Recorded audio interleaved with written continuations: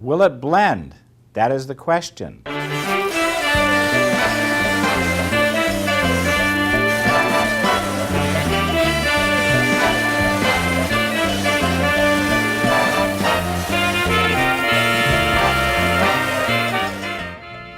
Well, I wonder if my new Blendtec blender is going to fit underneath my cupboard. 15 inches. Don't need that anymore. Let's try out my new blender. I think I'm going to push the soup button.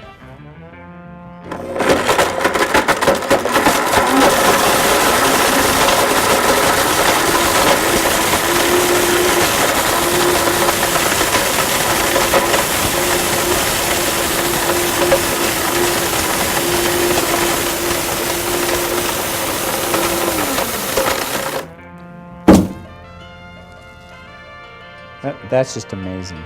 Spring steel, tape measure. That's one fast way to lose inches.